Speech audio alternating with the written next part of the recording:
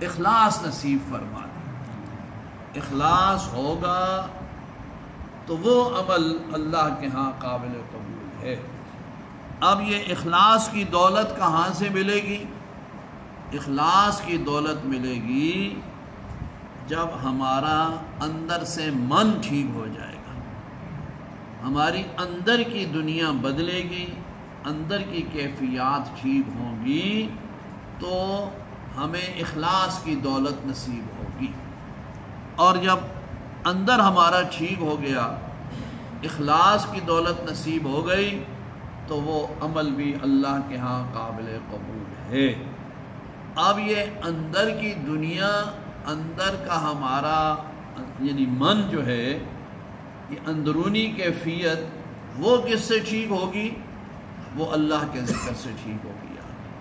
اللہ کے ذکر کے بغیر ہماری اندرونی کیفیت بدل سکتی ہی نہیں ہے۔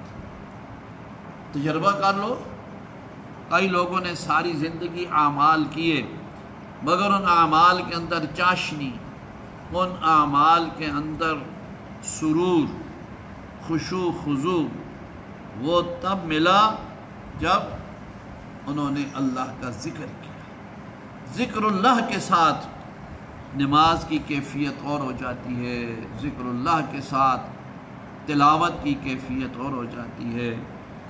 ذاکر بھی عبادت کرتا ہے، غافل بھی کرتا ہے۔ ہماری نمازیں تو غفلت والی ہیں جی۔ میں اپنا عرض کرتا ہوں، آپ تو ماشاءاللہ نیک لوگ ہیں، ہماری نمازوں کے اندر کیا ہوتا ہے؟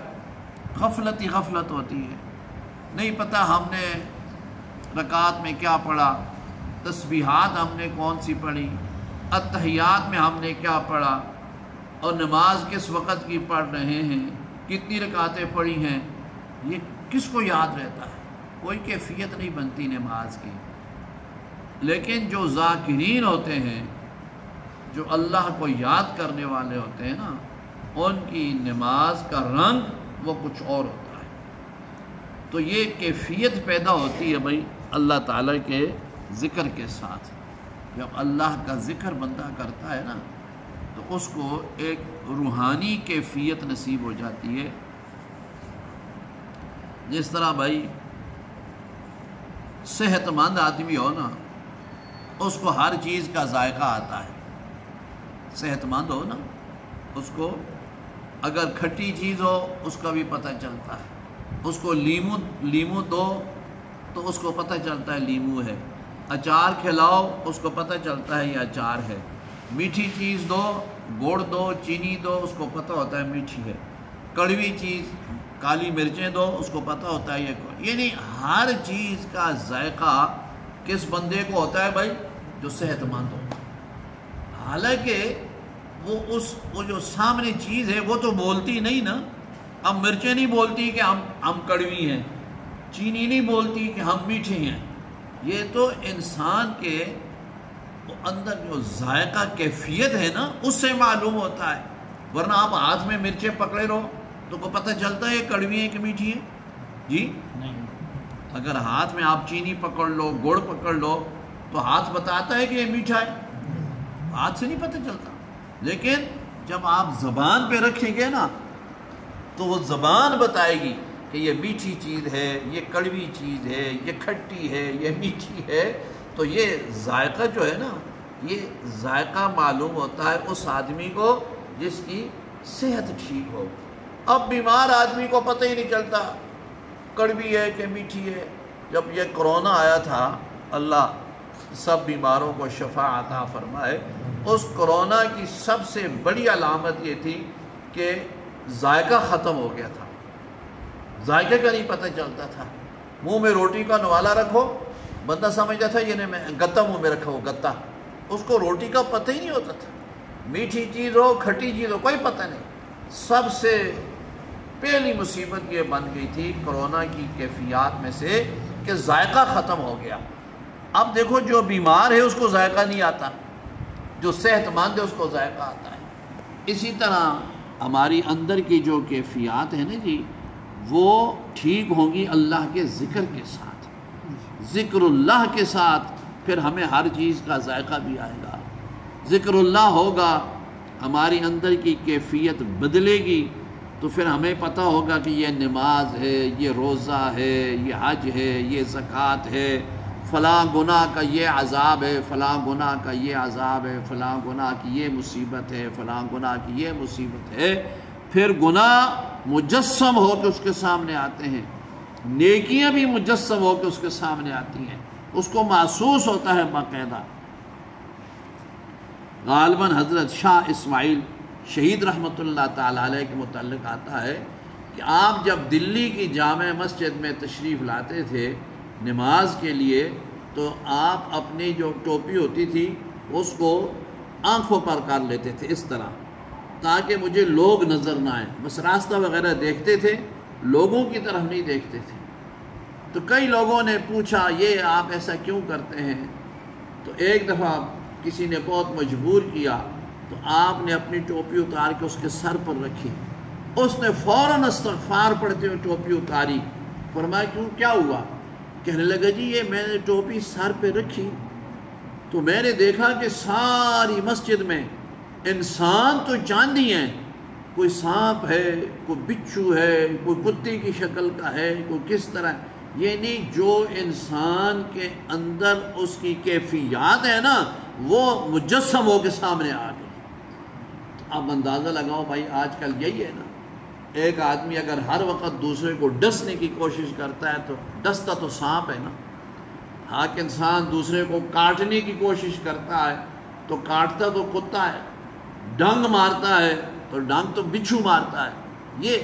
یہ ایسی کیفیات ہوتی ہیں نا، یہ پھر بندے کو پتہ چلتی ہے جب بندہ اللہ کا ذکر کرتا ہے تو ایسی چیزوں سے، ذکر اللہ کی برکت سے، ایسے گناہوں سے وہ بچ جاتا ہے اور اس طرح کی عبادات اس کو نصیب ہوتی ہیں اور پھر ان کو اللہ تعالیٰ قبول بھی فرماتے ہیں، کیونکہ اس میں پھر اخلاص پیدا ہو جاتا ہے اور ہر اخلاص والی عبادت کو اللہ قبول فرماتا ہے۔ قرآن مجید سارا بھرا ہوا ہے، ابراہیم علیہ السلام نے اخلاص کے ساتھ کام کیا، دوسرے انبیاء علیہ السلام کی دعائیں بھی مذکور ہیں، ان کے حالات بھی ہیں، اللہ نے ان کو کس طرح بڑی بڑی مصیبتوں سے اللہ نے بچایا جب انہوں نے اخلاص کے ساتھ اللہ کو پکارا، کیونکہ دعا بھی بہت بڑی عبادت ہے نا، نماز بھی عبادت ہے، روزہ بھی عبادت ہے، حج بھی عبادت ہے اور دعا بھی عبادت ہے۔ یہ جو ہم دعا کرتے ہیں نا یہ بھی عبادت ہے، بلکہ حدیث میں فرمایا الدعاء مخ العبادہ، دعا یہ عبادت کا مغز ہے، عبادت کا نچوڑ ہے۔ اور ایک جو فرمایا الدعاء هو العبادہ، دعا ہی عبادت ہے، یعنی جو دعا ہے نا یہ عبادت ہے۔ بھائی عبادت کس لیے ہوتی ہے؟ اللہ تعالیٰ کے لیے۔ اب ایک آدمی ہاتھ مانتا ہے، یہ بھی تذلل ہے، عاجزی ہے، رکوع میں چلا جاتا ہے یہ بھی عاجزی ہے، سجدے میں چلا جاتا ہے یہ بھی اپنے کو مٹانا ہے، لیکن اس سے زیادہ بھی تذلل کہاں ہوتا ہے؟ جب بندہ مانگتا ہے۔ آپ ویسے کسی کی تعریف کرو نا، ہاتھ مان تسی جی بہت اچھے ہو، ماشاءاللہ تسی بڑے ٹھیک ہو، نیک ہو، یہ ہے وہ، ساری تعریفیں کرتا رہے نا، یہ بھی ہے۔ لیکن جس وقت آدمی ہاتھ پھیلا دیو نا جی خدا نے نہ دیا، یہ ہاتھ پھیلا کے مانگنا جو ہے نا یہ سب سے بڑا، یہ ایک قسم کی یہ تذلل کی کیفیت ہوتی ہے۔ تو بندہ جب ہاتھ اٹھا کے اللہ سے مانگتا ہے نا یہ بہت بڑی عبادت ہے، کیونکہ اللہ تعالیٰ فرماتے ہیں ان الذین یستکبرون عن عبادتی سیدخلون جہنم داخرین، فرمایا جو مجھ سے مانگنے سے تکبر کرے گا، مجھ سے نہیں مانگے گا، تکبر اور غرور کرے گا، میں اس کو جہنم میں ذلیل کر کے ڈال دوں۔ یہی تو بات ہے، ادعونی استجب لکم، فرمایا مجھ سے مانگو میں دیتا ہوں، میں تمہاری دعائیں قبول کروں گا، مجھ سے مانگو تو صحیح۔ وقال ربکم ادعونی استجب لکم وَإِنَّ الَّذِينَ يَسْتَكْبِرُونَ عَنْ عِبَادَتِي، تو معلوم ہوا کہ دعا جو ہے نا یہ بہت بڑی عبادت ہے۔ تو دعا کے اندر بھی بھائی اخلاص ہے نا، اور پھر انبیاء علیہ السلام کی دعائیں مذکور ہیں، جس نبی علیہ السلام نے جو بھی دعا کی اللہ نے اس کی دعا کو قبول کیا، اور نبی علیہ السلام سے بڑھ کر کے اخلاص کس کا ہوگا بھائی؟ نبی علیہ السلام کے اخلاص کی دولت سے بڑھ کر کسی کو دولت نصیب ہو سکتی ہے؟ تو اس لیے اس کے لیے سب سے بڑی بنیادی ضروری چیز جو ہے بھائی عبادات کے قبول ہونے میں اخلاص ہے۔ اخلاص آئے گا اندر کی کیفیت بدلنے سے، کیفیت بدلتی ہے اللہ کے ذکر سے۔ تو الحمدللہ آپ حضرات خوش قسمت ہو، خوش نصیب ہو، الحمدللہ پورا سال یہاں مجلس ذکر ہوتی ہے۔ ہر سوموار کو اللہ تعالیٰ کی رحمت سے یہاں اللہ تعالیٰ کا نام اجتماعی طور پر لیا جاتا ہے، اور آج الحمدللہ ہماری اس مجلس ذکر کو قائم ہوئے کتنا عرصہ ہو گیا جی؟ کتنی سال پیش ہوئی؟ 35 سال، 88 پیش، سن 88 میں یہ الحمدللہ مجلس ذکر یہاں اس مسجد میں شروع ہوئی 88 میں۔ تو اب کتنے ہو گئے بھائی؟ 23 اور 88، 23 اور 35، 35 سال ہوگا جی، 35 سال، آدھی عمر تو زیادہ گزر گئی جی 35 سال ہو گئے الحمدللہ یہاں ہر سوموار کو اللہ تعالیٰ کا ذکر ہوتا ہے۔